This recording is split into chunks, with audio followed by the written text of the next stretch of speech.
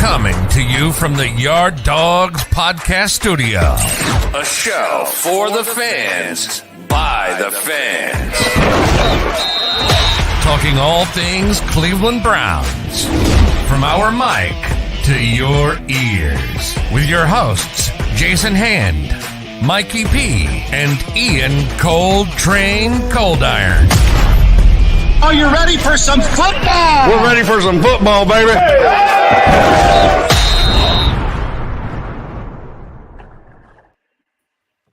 Yes, you are now in the yard. Welcome to the Yard Dawgs Podcast, a show for the fans, by the fans. This is Season 3, Episode 113.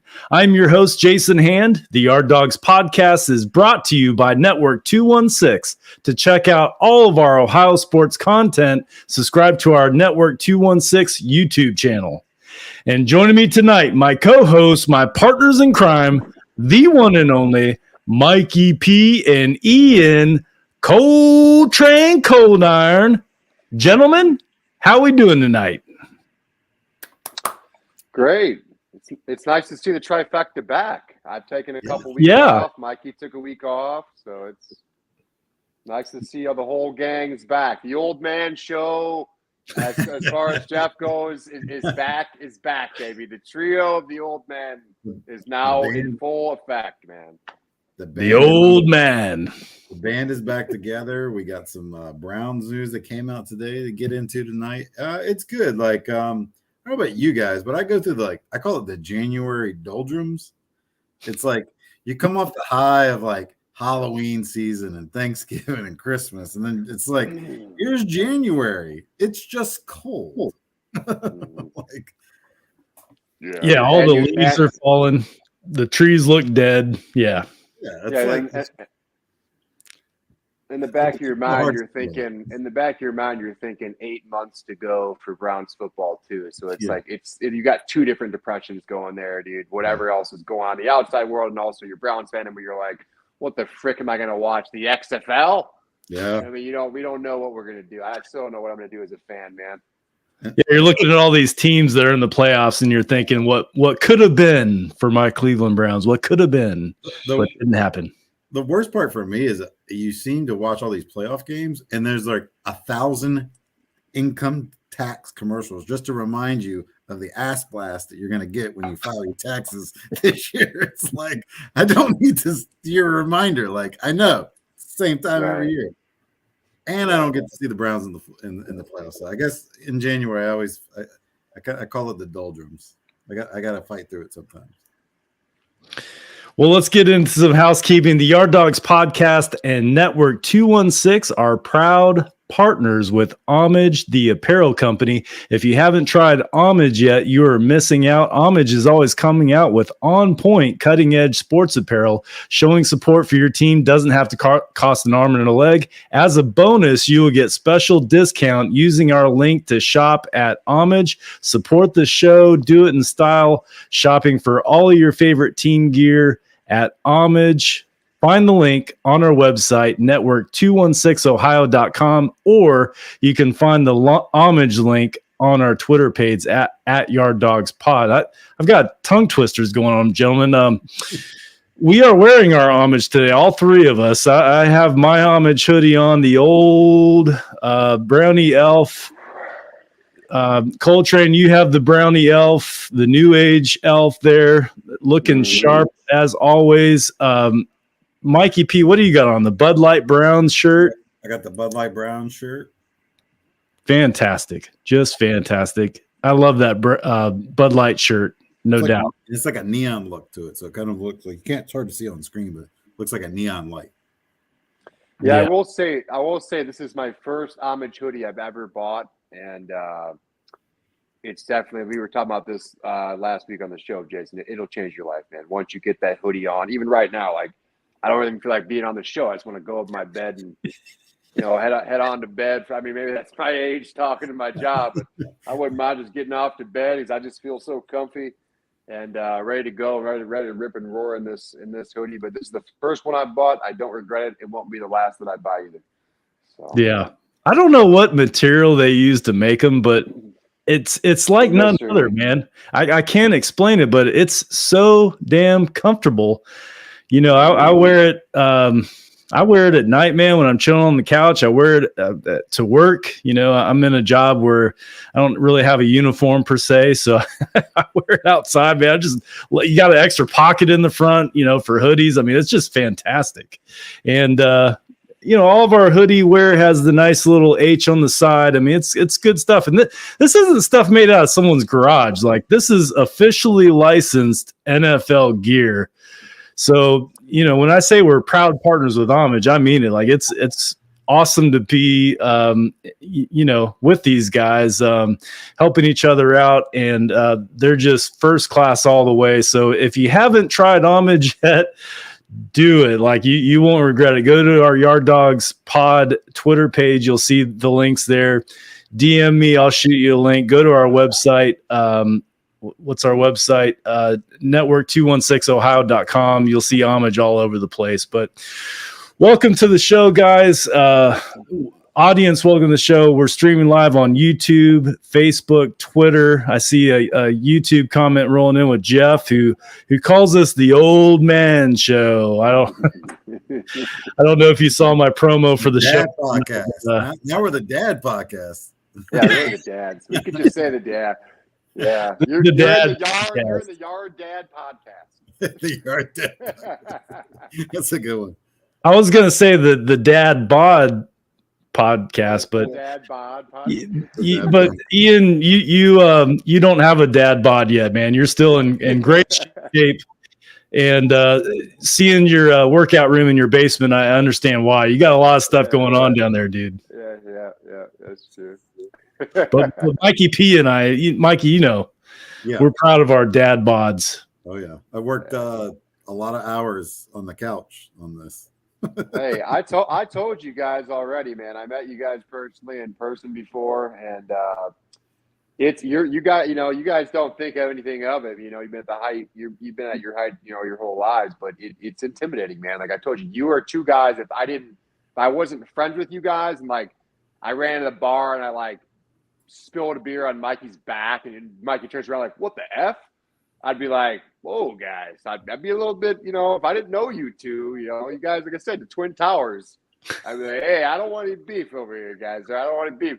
Maybe stick my friend Denny's Menu Brian over on you, and that's about it. I mean, I don't want any part of you, man." So I will say that, dad bod or not, you guys, like I said, are very towering, big fellows that, you know, honestly, I'm sure I'm not the first person that would say I don't want to mess with you guys outside of the podcast. So yeah, I guess if we were the what was it Kevin Hall and Scott Nash, I guess Jason, yeah, the outsiders, I guess I would be Razor Ramon. Mm-hmm.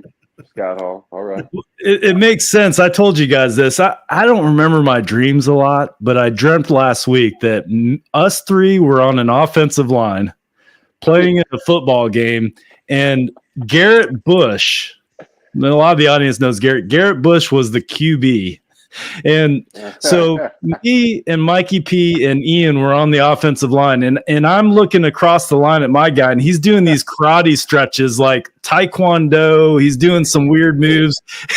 And I turned to Coltrane, and I'm like, "Hey man, you mind switching with me?" And Coltrane's like, "I got this guy. I got it." And it was a weird dream, but I woke up right after we made the championship game. So I don't know what happened, but I assume since it was my dream, we won. So you were opting not to block somebody? Were you Jed Wills in this dream? I guess so. I mean, and I'm not intimidated by many, but if you saw his karate stretches, like he looked like he meant business. You know, I had to turn to Coltrane and say, "Hey man, we might need to switch on this one. I think you can cover him way better than I could." That's funny. Jeff says, "Can I have some of what you're smoking, Jason?" Yeah. We'll just drop that right in the mail, Jeff. No problem. We'll go right to the UPS. Well, if it looks like we're in a good mood, we are. It seems like when big news drops about the Cleveland Browns, it's never on a Tuesday. It always seems like it's on a Wednesday or a Friday, and by the time it comes to our show, it's like old news. Well, this morning, I kid you not, I'm in the shower. I've got my phone on the Odyssey app. I'm listening to the Ken Carman show, and he has breaking news that the Browns. So I learned about this in the shower today, guys. The Browns hired their new defensive coordinator, Jim Schwartz, and we've heard on Twitter there's a lot of candidates for this position. I think that, Jim Schwartz and Brian Flores, those were the top two that I heard on Twitter. And even on media outlets, like it was either Brian Flores or Jim Schwartz was the two that we're looking at. And Jim Schwartz is the new defensive coordinator for the Cleveland Browns. I'm interested to get your thoughts. We haven't talked about this yet all day. All of us has been at work. Mikey P, I'll start with you, man. What'd you think about this hire? So I don't know if you guys, in our group chat over the weekend, I was constantly, anytime someone was talking Jim Schwartz, I was dropping, may the Schwartz be with you. Schwartz was the guy, was kind of my number one guy all along. Like when I had it ranked, it was Schwartz 1, Flores 2. And then from there, I had guys like 3 and 4, like Desai was interesting from Seattle. I was also interested in Gerard Mayo, but that quickly wasn't a reality when they officially made him defensive coordinator in New England. He got a nice extension. So I kind of had my two, like the whole time though, I thought Schwartz was the most realistic option because I think at the end of the day, I think Brian Flores is going to end up as a head coach again. And I predict it will be Arizona. Yeah, it seemed like Brian Flores, it seemed like his name was coming up in a lot of different organizations, one of them being Arizona. I don't think he was ready to make a decision, honestly. And we don't even know if he wanted this job. Like, obviously, he interviewed for the position. We don't know how that interview went. We also heard about Arizona. So when we started hearing that, my doubts started to creep in about, Brian Flores. And then when the news of Jim Schwartz came, I was like, it makes sense. And I'm also excited that we were able to hire him. And we'll get into that this episode. Coltrane, I'm interested in your thoughts, man. You heard about it just like all of us. What were your first thoughts when you heard Jim Schwartz is Brown's new DC? Well, what was funny was actually a funny story, a cold iron story. I'm at my job, and I was just so busy, a couple call-offs, and my wife said, so what do you think of the new hire? And I'm thinking she's talking about my job. So I'm talking about, I just hired 2 new guys. Yeah, they're showing up every day. I don't know what she's talking about. I assumed because I was mentioning these 2 guys I just hired at my job. And then she goes, no, babe, the DC. And I'm like, I don't know. What's the update? I'm working. And she told me Jimmy Schwartz. And I was happy because he was my second choice. I had Flores at the top. That was the fan favorite. That was the flashy pick. I talked about it on the show last week, but I agree with you, Jason. I think he told him, look, I'm interested, but understand I'm going to take my time with my decision. And at the end of the day, we talked about this, a week ago, 2 weeks ago now, the act of will had to be rushed here. You don't want to wait in a DC. No. They like Schwartz, even half, or like they were like 60, 70% on Schwartz. You have to make a hire fast because like Peyton's about to get a head coaching job. He's going to grab some good stuff. I mean, DC is especially honestly, and that's what I like about Schwartz's resume. Quality, proven veteran DCs are hard to find. And the fact that Flores is available, I agree with Mikey. He's going to go most likely Arizona. He's going to go to a head coaching position. He'll get a head coaching position. He's just that good. And then Schwartz was all I wanted, this whole time was. I even said to my friends that, at my job, just give me a big name. We talked about this on the show last week. I don't want to look at my phone. James, you were cracking up last week when I said, who the F is Joe Woods? Who is that? And I'll be honest with you guys, that's kind of how I felt with this Desai guy. I even told my wife, like when I heard the updates, like, oh, Desai, like I think it was Mary Kay. Somebody reported it was like it was a done deal. I'm thinking we're going to open our phones today. It's going to be Desai. And I was telling my wife the other day, I was like, Desai is Joe Woods. I don't know anything. It'd be the same thing just for me as a fan. And if you guys know him, that's your, what you guys took on him. I don't know anything about him. I know he worked with Chicago, Seattle for a little bit. I don't know his background, but that would have been it for me. Like, I guess if it was Schwartz or him, I needed that Jim Schwartz. Like, oh yeah, he won a Super Bowl in 2017. So yeah, I'm ecstatic. He was my second choice. I kind of knew Flores was more, like I said, a fan favorite, almost like a Bill Cowher, coming to the back to Cleveland as head coach for the football team. One of them, rumors that us fans just keep buying into. But reality sinks in. We got a proven guy, a dude that's been there before. We've never really had a Super Bowl coach come in this building before, so I'm excited for that. And I think you'll get these guys moving, guys. I really do. Our defense is with under Schwartz, it's I would say a 95% chance to improve, just based off his resume, what he's done for people before, and the fact that he runs a 4-3, which is a scheme fit. So it's going to be a fit for all the players, and it's going to be a good thing for the Browns. So yes, very excited with the hire, fellas. When the front office was conducting interviews and Coltrane, you're exactly right, dude. I heard of some names. I'm like, I had to go to Wikipedia. Like, who the hell is this guy? Mm-hmm. Mikey P, why do you think the front office ultimately decided on a proven, I like what you said, Coltrane, a proven defensive coordinator, proven former head coach, a proven guy in the league? Why do you think they did decide to go with him instead of taking a chance on somebody that most fans never even heard of? I mean, I think logically it makes the most sense. We run a lot of wide nine now, so the current players are familiar with the scheme. Schwartz has historically been able to get a lot out of his front four. And this is an interesting fact. So I didn't realize this. I think Jake Burns released it earlier that under Joe Woods, we played a lot of zone, obviously. Under Jim Schwartz, who doesn't blitz a lot, like he doesn't blitz a lot in his defense, but he plays a lot of man. Like he leads the league, or not leads the league, but he's top 10 in usage for man coverage. Defense wise, where the last 3 years with Joe Woods, we were like 30th, 27th, 28th. Like we were bottom of the league, running man coverage. And it seems like, Emerson, a guy they drafted well, it seemed like he excelled at times in man coverage. It seems like Newsome is a true man corner. Denzel Ward, like he was ranked like the 61st rated quarter. But if you look at his man coverage skills, they're a lot better. It seems to be he gets toasted and burnt when he's in zone. And I think they actually looked at, hey, let's bring in a coach that's going to coach to the current player's strengths. He's also got connections with some of the free agents you're looking at. You have Javon Hargrave. It would be a nice free agent addition, a defensive tackle, a guy that thrived and had a really good career and has played well when he was under Schwartz defense. So I just think it made a lot of sense, looking at where our deficiencies were and what Schwartz does well. And a lot of people didn't even take this into account. Schwartz is heavily involved with analytics. Like he's an analytics-based coach.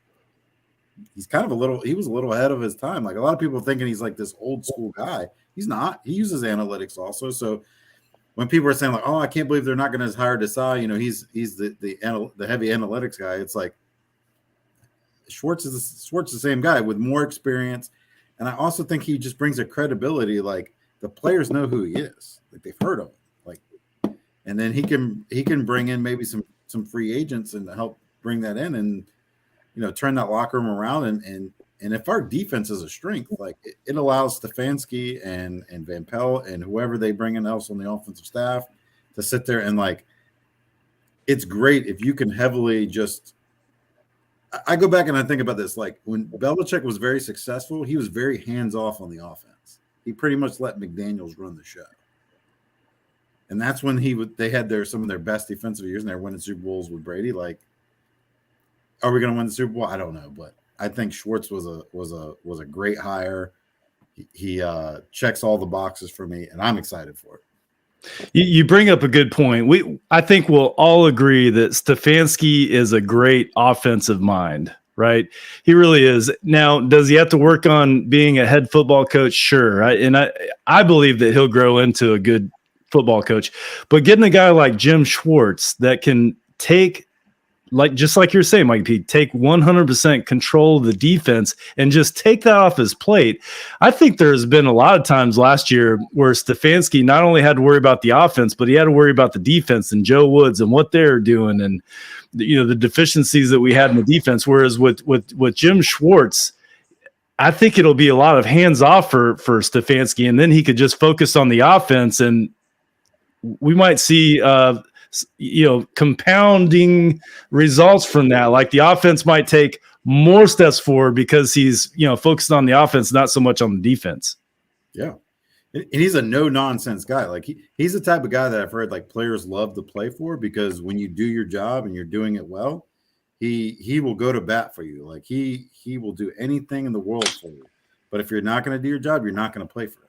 And I think that's a little bit of what we need on the defense side of the ball. Like we need some of that to whip some of these guys. I mean, we may find out, what if it was all coaching?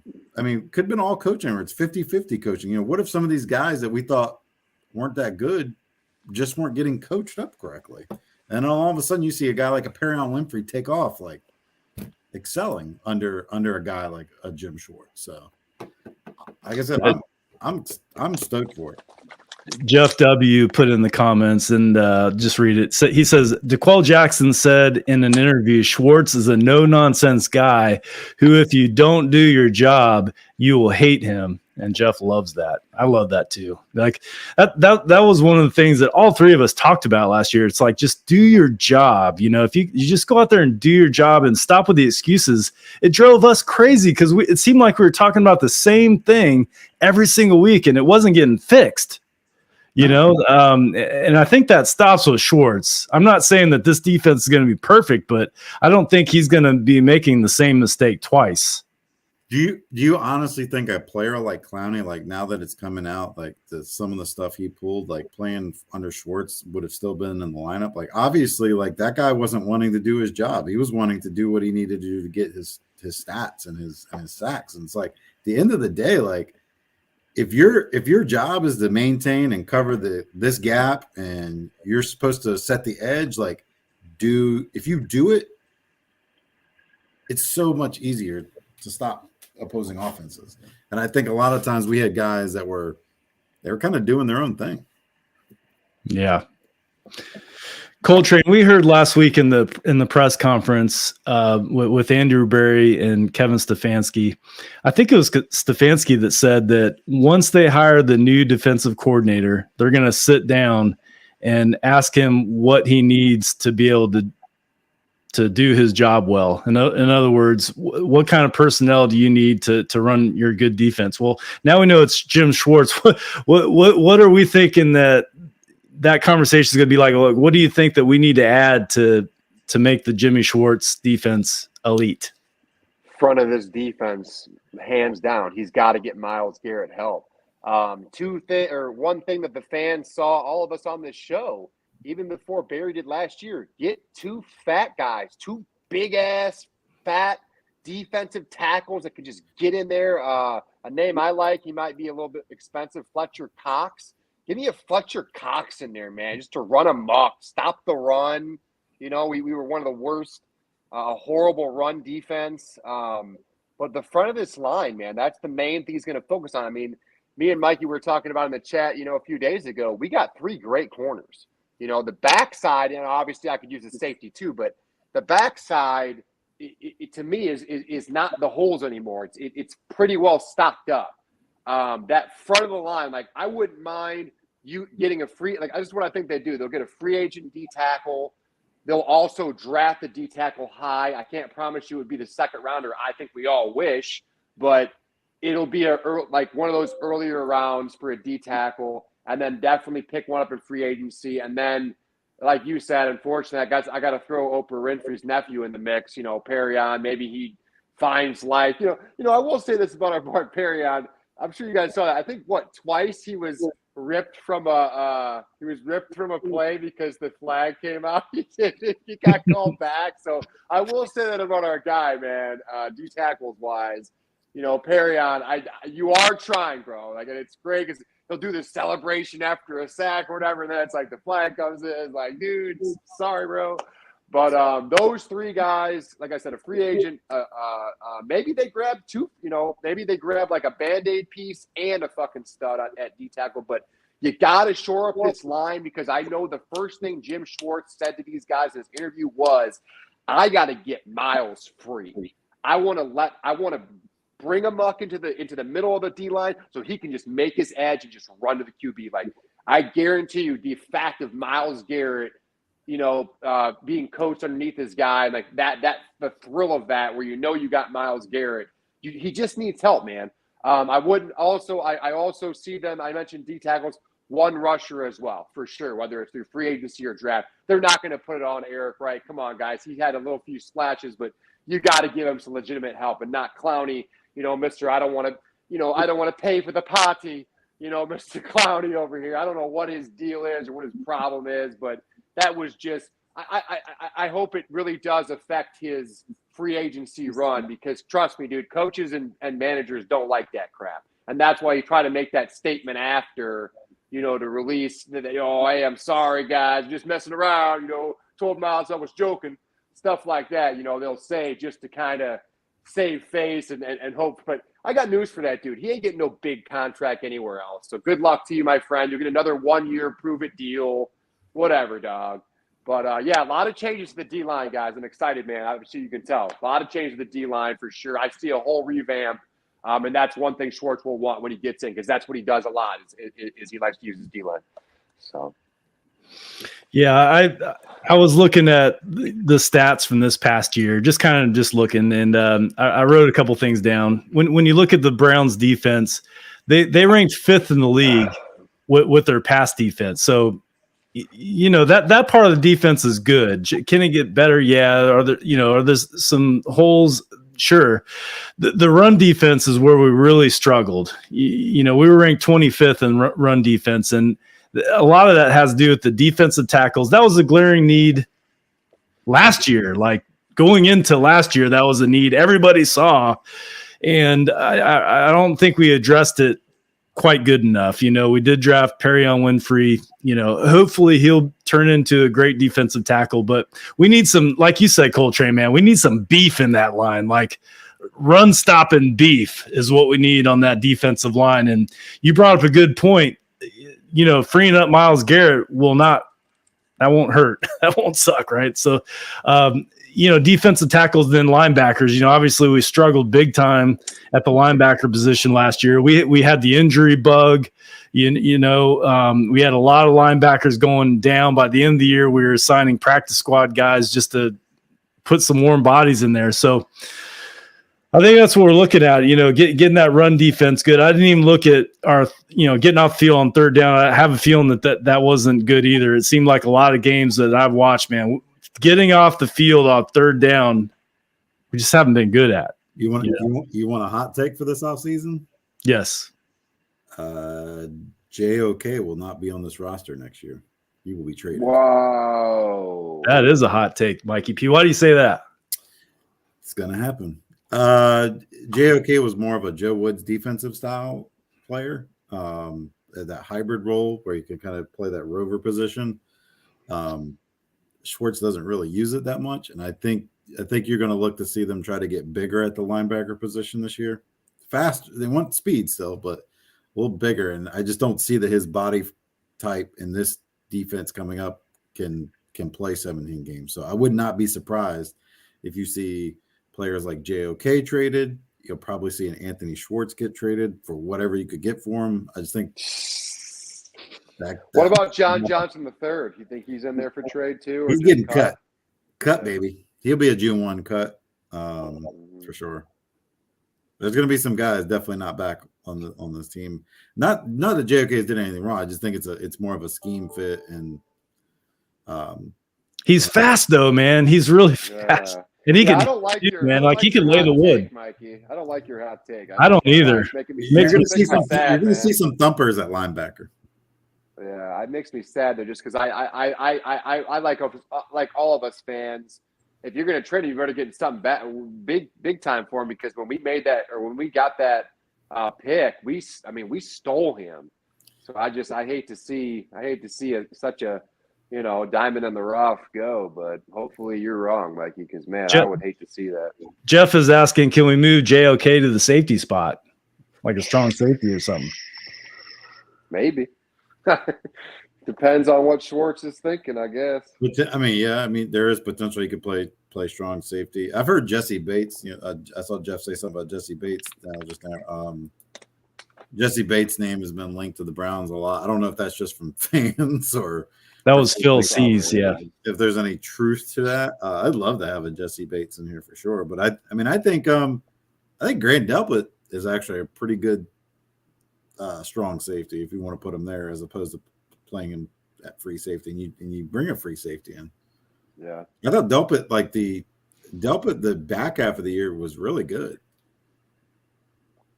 Yeah, he got better as the season progressed. I agree. There's a lot of guys that got better. I think they guys got more comfortable and got a little better. Like Winfrey, showed some signs at the end there. Schwartz is coming here. Like, we got a good nucleus. It's not a total rebuild on the defense. You know what I'm saying? Like, we got a good nucleus in on a lot of positions, defensive line, linebackers, safeties, cornerbacks. Like, he's got some stuff to work with. There's definitely some holes for him to fill, but I have a feeling that he's going to be in Andrew Berry's ear and saying, all right, this is what I need. Here's my grocery list. Slide. And I'm sure that was talked about in the interview. I'm positive on that, so it's going to be interesting to see what they do. My feeling is that they'll really tackle the defense in free agency and then they'll plug in, you'll see some defensive players drafted, obviously, but I think we'll see some more offense in the draft. That's my opinion. But I think that free agency will see a lot of defense of players coming on because, guys, our offense starts and stops with Deshaun Watson. Mikey P, we were talking pre-show. You feel good about Watson next year. I do as well. I know how you feel about Watson, Cold Train. For next year. I mean, it's really that simple, man. If we can get this offense rolling and Jim Schwartz comes in here and gives us a top 10, top 5 defense, I like our chances in 2023. I really do. Like, I think that definitely a year from tonight, we'll be looking at, okay, who are we playing in the divisional round?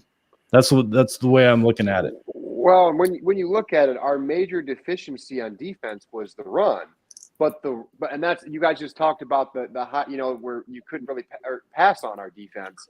But when you allow the run, you open up to where a lot of these teams were at like the 20 or the 10. Well, anyone could score a touchdown from that point. So it's like we always just had those blown coverages, and we didn't really get beat that bad except the run. So it's like it's not like Jim Schwartz has to come in here and create a new type of spaghetti. I mean, it's like you said, the nucleus, the core, it's all there.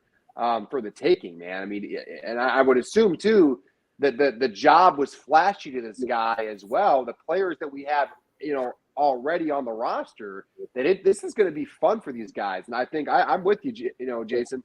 If Schwartz can be a 5-10 defense, a lot of those games that we talked about before, the Jets game, the Falcons game, those type of games don't exist. We win, and like you just said, Jason, we make the playoffs this year if that's what happens next year, and we can just get a little help from the defense because Watson's going to do his thing, man. Give him an off season, and health, and obviously good health.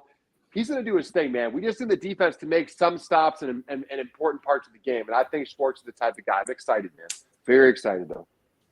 Yeah, I was thinking about Schwartz, and I know I brought this up in a past podcast, but you guys have seen the 95 Browns, that documentary. It was when Bill Belichick was the coach. It was right before we moved. Well, they moved the team to Baltimore right before that.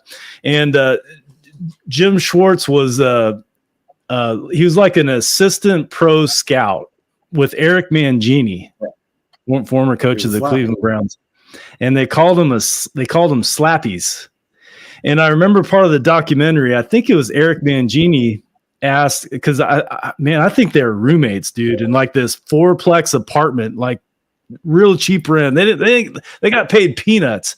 And I remember part of the episode was Eric Mangini asked his roommates, and I think Schwartz was one of them. They said, "Hey man, what do you guys think about springing for some cable?" And I forget, he said, like, are you kidding me? Cable's like $30 a month. We ain't doing that. No. We'll watch TV, in the clubhouse or whatever. But yeah, he got to start here in 93. He's here from 93 to 95. And man, he's made his way through the league. He was the head coach of the Lions. I think he was the head coach when they were 0-16. If I'm not mistaken, I'm pretty sure he was. Maybe not. But he was the head coach of the Lions. Coltrane, you mentioned, defensive coordinator for the Eagles from 2016 to 2020, I believe. They made the Super Bowl in 2017. A large part of that was their defense. If you guys remember, Carson Wentz went down. Peterson was their head coach, and Nick Foles comes in, and the Philly special, we all saw that. It was a magical season for the Philadelphia Eagles. So, I think Browns fans see that, and we paid attention to his career. At least I have, and he's respectable. He's a respectable football coach, and that's what I like about the hire. I think that he's going to command respect from the players. I think that he's going to keep them accountable, and that was a big word. I mean, that was a word that they used a lot in the press conference last week. They want to hold their players accountable. And I think Jeff Schwartz is that guy that will hold them accountable. Now, Brian Flores, I think he would have been a great defense coordinator as well. Good luck to him. I think he will get a head coaching job. And hey, if you can get a head coaching job, I don't blame you. Go get that bag. But we're happy with Schwartz. He was not the coach of the 0-16 Lions. He took over the year after that coach, Rod Marinelli, was fired. They went 0-16 in 2008. Schwartz took over in 2009. He was 2-14, 6-10, 10-6, 4-12, and 7-9. Okay, so he was part of the rebuild. And actually, it sounds like he did a pretty good job. He did a pretty good job because I think the 4-12 year was the year Stafford got hurt. So he was out a lot of that year, but I mean, they rebuilt it because they were dreadful. I mean, Dan Orlovsky, who's on ESPN now, was the quarterback that famously, ran out of the back of the end zone. Yeah. Wow. Well, thanks for correcting me there, Mikey P. Always stating the facts, and that's what I love about you, man. You got all these cool facts that either I forgot about or never knew. So. I don't know where they come from. I don't either. A lot of times I can't remember last week, man. And you say stuff from like the 80s. I'm like, where'd that come from? But yeah, there we go. Let's Mikey P, tell us about Underdog Fantasy. As a Course Network 216, we are a proud partner with Underdog Fantasy. Underdog Fantasy is the easiest place, of course, to play fantasy football or fantasy sports in general. If you're like most people and you love to play daily fantasy and you also love to win cash, Underdog Fantasy is definitely for you. Underdog is always going to match your initial deposit up to $100 by using promo code 216. So if you deposit $50, that of course becomes $100 to play in Underdog Fantasy. Just remember, use promo code 216 and make a little 2023 cash this year. Cash in. Play some fantasy basketball, fantasy playoff football. You got fantasy hockey going on, and then baseball will be kicking off here in a couple months. That's right. We're right in the middle of playoffs. So this is a lot of traditional fantasy leagues are over with, but not with Underdog Fantasy, man. You can get you a team going this week. Get you a Sunday. You got 2 games Sunday, 2 games Saturday. Set a lineup for all 4 games if you want. All right, let's get into a little bit of Wild Card Weekend, then we'll get into our prediction time. Gentlemen, what y'all think about Wild Card Weekend? Your opening thoughts. Coltrane, I'll start with you. My opening thoughts is still going back to that Chargers-Jags game. I mean, I think I've told my wife almost every other day this week, I said, how the hell did Chargers lose that game, honey? Because it was just one of those games, man. I went to bed that evening, like, kind of how I left the Jets game, the Browns-Jets game early. Remember I told you guys they would ought to get in my car, and I find out they lose. Same thing here. It's like I go to bed thinking the Chargers won, and then obviously I watched the whole game in full the next day. But God, the playoffs are here. The Cowboys won, so it's like that the NFL playoffs are definitely here. Who would have thought Tom Brady would go down to the freaking Cowboys? But yes, it's been exciting. It was exciting wild card weekend for me. It just was very unfortunate, obviously, and sad that the Browns were not a part of it. But it was nice to see that Bills game had me worried a little bit there. But the Dolphins don't have a quarterback, or he obviously didn't for that game. Whatever that third stringer guy. Remind me of that McSorley from Arizona. Just trash. Just straight garbage, dude. That week I needed Hopkins to go off my fantasy, and it was, a guy like him. So it's like, it reminded me a lot of him, just running around, pop easy plays. And then, like I said, I thought maybe the Dolphins defense was just going to be able to, just keep getting Allen to fumble the ball. But, hey, Bills advance. I think they'll take care of the Bengals too. So it looks like the Bills year, guys, after that little scare they had with the Dolphins. So – Mikey P, who is the most of the winners? Who surprised you the most?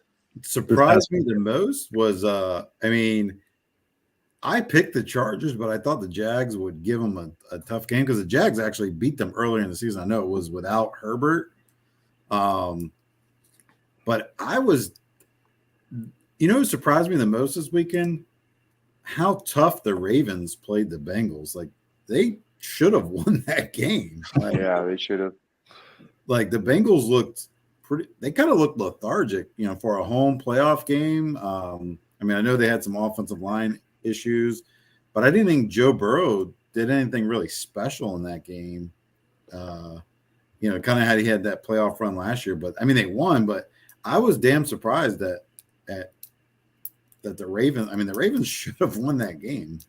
But I was surprised how they played, considering I think they got down early too, and they just kept inching away and fighting. So that's why I hate them so much, man.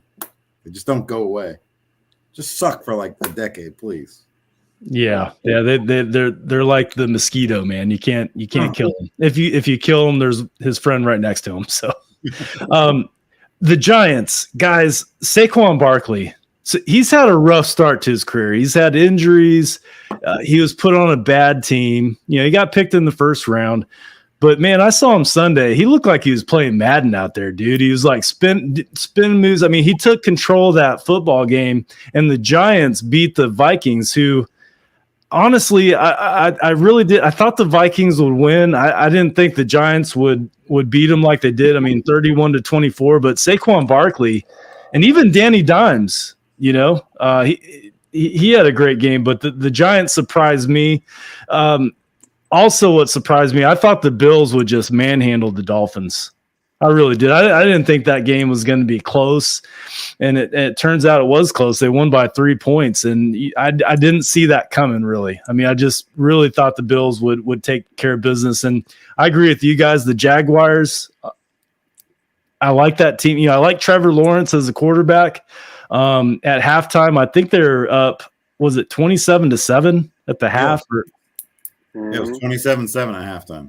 27-7 at halftime. So, if you're a Chargers fan, you had to have been feeling good. And if you're a Jaguars fan, you're probably like, oh, well, it was a nice season. But for them to come back and, the final score ended up being 31-30. Just incredible. And what's even more incredible is, Brandon Staley still has his job, but they fired the offensive coordinator.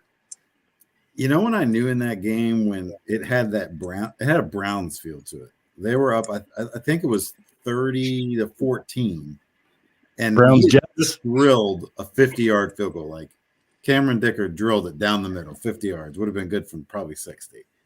And then they line up for a 40-yard field goal, and it shanked to the left. And I'm like, because that instantly put it from a 2-score game with two-point conversions to they would have made it a 3-score game. And at that time, with what time was left, that game is probably over at that point. And when he missed that kick, I was like, "Ooh, that had a very Cody Parkey feel to it. Like this feels Browns-esque." And they scored, got the 2-point conversion, and the rest is history. Yeah, if you were a betting man this weekend and you took the dogs, you were feeling pretty good. But if you just took the favorites, You didn't fare so well this past weekend. There's a lot of close games, a lot of exciting games. Last night we saw the Bucks. Coltrane, you pointed out Tom Brady. Have we seen the last of him? Is he going to return as a Buccaneer? Is he going to return at all? If he doesn't return with the Buccaneers, is he done with football? It kind of maybe had that feel to it, but with Tom Brady, you just never know. But I kind of get the feeling that it's probably over in Tampa Bay. I think they're moving on. Yeah, it's over. Yeah, Leftwich got fired, I think, today. There you go. They're moving on from him. You know what's you talk about betting and lines. That over-under from the Cowboys game last night was 45.5. It finished at 45, and that kicker missed 4 extra points. So whoever took the over in that game hates Brett Maher this morning. That's all I can say. And they released him, right? The kicker? I'm pretty sure I read that. Did they release him? I don't know. That would have been. I don't know. There's so many troll Look that accounts. up. I'm not sure if that's look that up for verification, dude. There's so many troll ball sack sports. I might have read a troll account. I'll be honest with you. I might have read because I heard Jerry Jones say this morning that we're not going to bring another kicker in. He's made enough good kicks this year that we feel good about where we're at. I heard the same thing. The crazy part about it is he had only missed 3 kicks all year, and 2 of those were 52 yards. Yeah. Is he still with them, Mikey P? Did you look it up? Yeah, he's still with them for now. Okay. So I read the fake Adam Schefter account more than likely. There's a ton of those. That's the unfortunate part. And they have blue check marks now, which is the worst part. Yeah. You get a blue check mark. You get a blue check mark. All right. Well, we have about 14 minutes left. Guys, we're in the divisional round of the playoffs. We're obviously, as Browns fans, man, this is where we want to be next year, in the divisional round. We just want to be in the playoffs, but obviously you want to get past wild card weekend in the divisional round. This is where we found ourselves in 2020. Is that right? Against Kansas City Chiefs, and came very close to making the AFC Championship game, but it just didn't happen. But let's get into our predictions, guys. The year-to-date standings, Mikey P sits at 30 points. Coltrane, you're at 31 points, and I'm at 34 points. It's really close. It is really close. This week we have 4 games to pick from. Last week should have made you think, because all 3 of us were 3-3 in our predictions last week. But we're going to start with the Jaguars at Chiefs. Now, when you look at this game, automatically you go, oh, Chiefs are going to win that game. But when you saw the Jaguars last week, you're like, man, they might have something special going. Like this Trevor Lawrence kid, he doesn't give up. Like there's some fight in that guy, and there's something special happening in Jacksonville. So I'm really interested to hear what you guys have to say. And I do pick last for this game, but it's Jaguars at Chiefs. Chiefs are favored by 8.5. Like to me, that's a lot of points. 8.5 points. That's more than a touchdown. Coltrane, we're going to start with you, man. Who's going to win this game, and what's the score? I'll never bet against Pat Mahomes, especially with the week off. I think Jacksonville has had its heyday, similar to the Browns story. It was a happy ending. It was all, fun and dandy how they won. But now you're facing the Chiefs. Like I said, coming off of a bye. Let's say Chiefs 28, Jacksonville 17. Ooh. Chiefs 28-17. Okay. So for our betting audience, according to Coltrane, Chiefs will not only win, but they will cover. They'll cover. So, all right, Mikey P, will move to you. Ironically, I have a very close score. I have the Chiefs winning 27-17 in Arrowhead. In Arrowhead, that's right. Okay. Well, I also have the Chiefs. I have the Chiefs winning 34-28. That's what I think this is going to be a high-scoring game. I really do. I like the Jaguars and what they're doing. I love their head coach. I think that's just what Trevor Lawrence needed. But Mikey P, you said something that resonated. Like, I think it was just you. They won their wild card game, but this is where the magic stops. Was that you that just said that? Maybe it was you, Coltrane. Yeah, it's hard to bet against Mahomes. You know, he just had a week off, so they're rested. I think so. All across the board, we're picking the Chiefs, and Coltrane has them covering. So, all right, let's move into the second game. I'll start this one. Giants at Eagles. Now, this is a interdivisional. They know each other. They've already played each other twice, but it's in Philly, just like the Chiefs. The Philadelphia Eagles have had a week off. The Eagles are favored by 7.5. The Giants did impress me last week. Like, I like Brian Dable. I do. I like that. I like him. He used to be in Cleveland. I like Brian Dable. I like Danny Dimes. I like Saquon Barkley. I just don't think – I think the Eagles, I mean, they're just good, man. They're good on offense and they're good at defense. I think that if they can control Saquon Barkley – that if they can do that, there's no way the Giants are going to win this one. I think that's what they're going to do. Try to put it in Danny Dimes' hands. I do think it's going to be close because they're in the same division. I also think it's going to be high scoring, but I have the Eagles winning 31-28. So that's my prediction there. Coltrane, you're next. Honestly, I like Brian Daboll as well. Didn't we, fact or fiction, didn't we interview him for the coaching position? No? Or was I swear he was a candidate for us, no?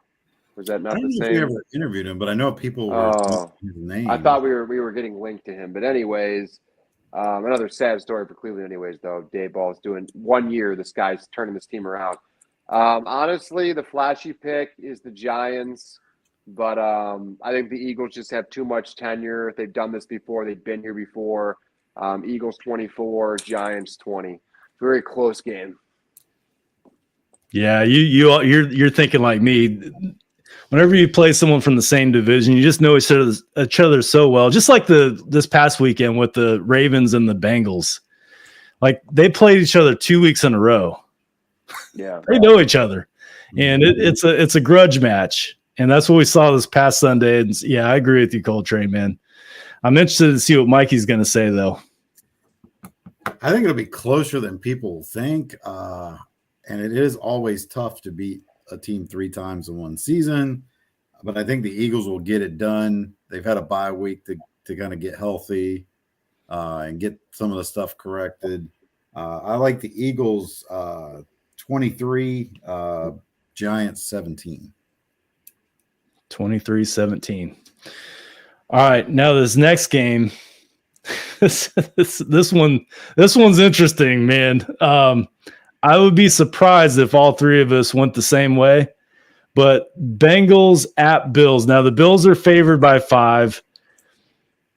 This is going to be a good game, guys. A real good game. What do you guys? I mean, they just played each other a couple Monday nights ago. It started off as being a real good game, and then we all know what happened, with Damar Hamlin. But Mikey P, we're going to start with you. What's your prediction for this game? I don't know. I just feel like I think the Bengals' offensive line issues are showing up again for them this year, and Buffalo likes to get after the quarterback. I think it's going to be a close game, but I like Buffalo 21, Cincinnati 17. 21-17.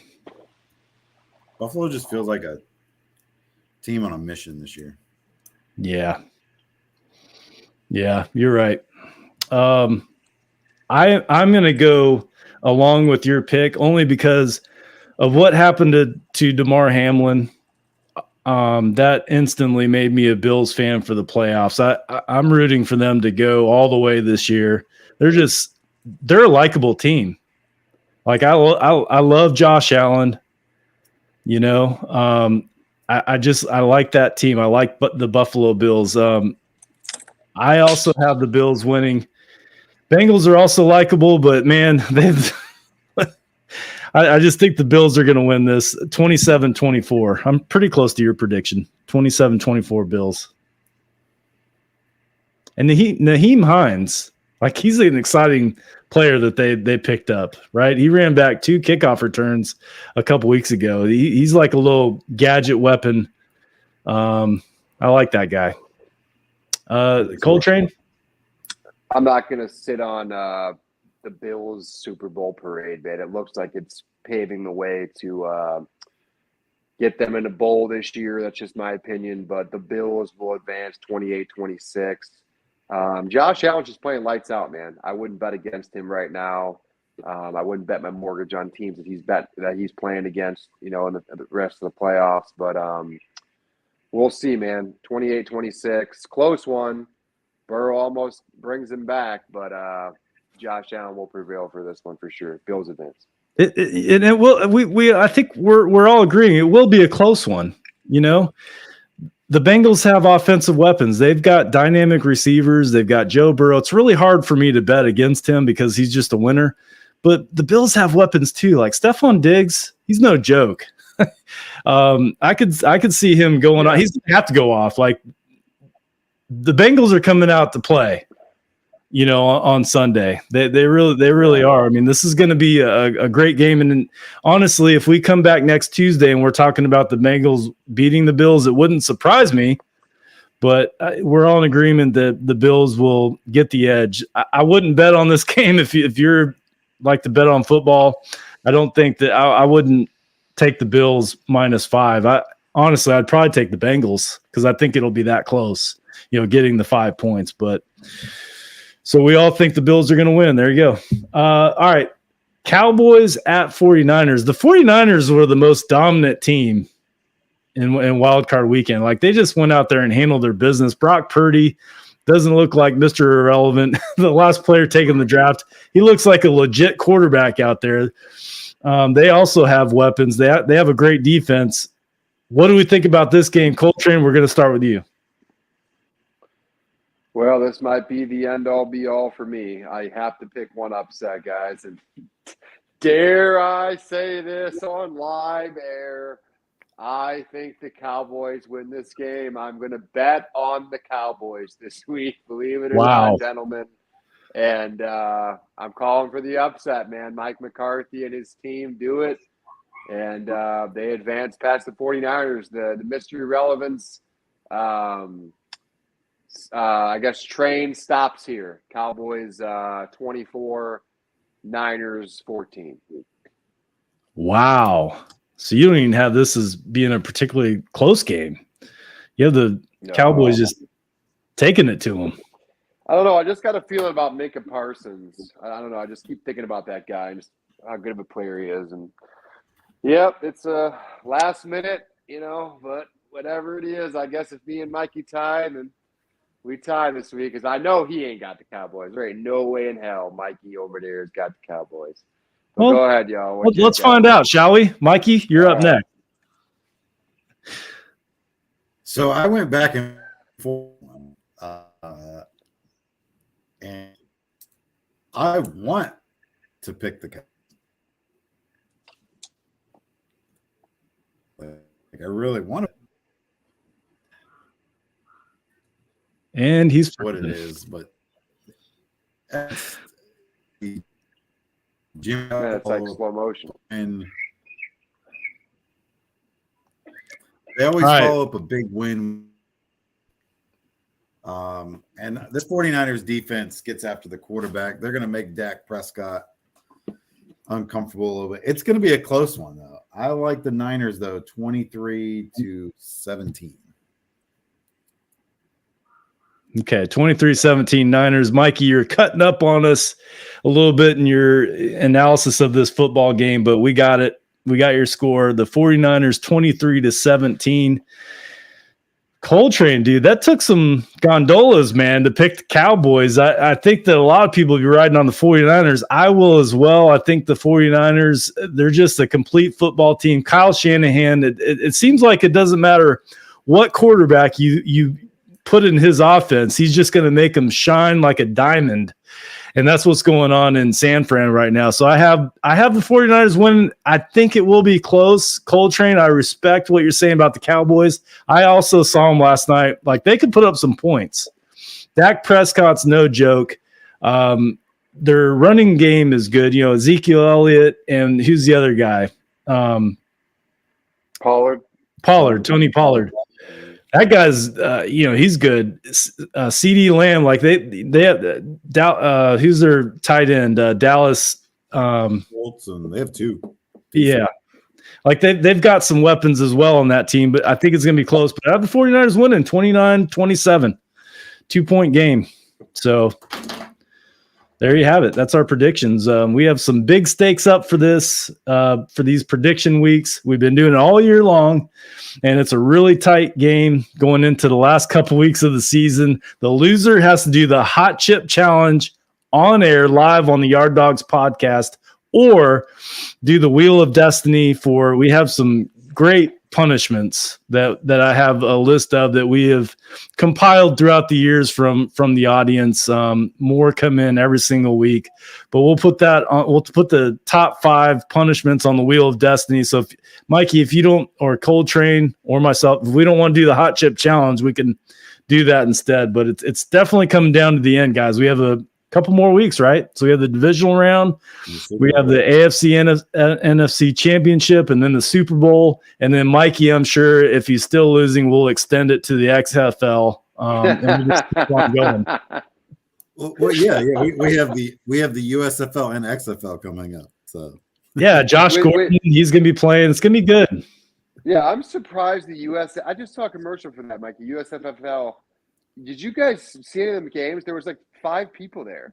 How do they stay in business? So I literally don't understand. So what the USFL did last year is they've all played at the same stadium. Like they didn't play in both cities, which was weird. Okay. And they chose Birmingham, Alabama of all places to play. So it's like for the Birmingham games, you'd see fans. And for everybody else, there might be 300 people there. Yeah. And I guess they did that. They did that. They said to keep operating expenses down year one, so they could make it. They said that basically they could play 5 years like that. Yeah, just close it up, dude. I might as well just try out myself. I mean, I think I still got a little bit left in the tank. I mean, come on, man. I don't want to watch that. Yeah, I tried a couple games. It's not. No. There's players you've never like heard of. Like, it's not like you get like guys that played at big schools. Like a lot of those guys they've moved on. Like they don't even play football anymore. You get like these guys from Okeechobee State in middle Alaska somewhere. It's like you get these weird weird. Division II, Division III colleges a lot of these guys come from. Yeah. I tried to watch a couple games. I couldn't get into it, man. Like even the camera work and the sound quality, it just wasn't there. It's the quarterback play. The quarterback play is horrendous. So as long as the quarterback play is horrendous, it's hard to watch. Yeah. You'd be best just bringing in all the former Army and Navy quarterbacks and running the damn option. Who did Johnny Manziel play for? What league was that? Was that XFL? It was the Fan Control League. It was like minor league, dude. Like you're talking about the online. He played for this one. It was like the Zappers. And then that was the Fan Control League where the fans actually picked the plays. No, this was a couple of years ago that I'm talking about. He actually did fairly well. No, he didn't. He didn't. Remember, he got benched. He wasn't the starter. Was that USFL though? It was before the USFL. It was like the AA. It was the AAFL. AAF. That's what it was. Yeah, American. Yeah, that's what it was. Johnny Manziel. They folded after one season. The one game that I saw, he did fairly well. That's where Dearness Johnson came from. Dearness Johnson was on the Orlando team that won the championship in that league, and he was the star running back. Yeah. Well, we have to land this plane, guys. The Barkin Brown Show is coming on next. It's Jacob Roach's birthday. He turns 32 years today. So if you're watching the Barking Brown Show, be sure to wish him a happy birthday in the comments. Gentlemen, as always, it's always good to see you and always great to do the Yard Dawgs podcast with you. Thanks for joining us. Gentlemen, I like to end all of our shows with the Go Browns. So Mikey P. Coltrane, if you'll join me on the count of 3. 1, 2, 3. Go Browns.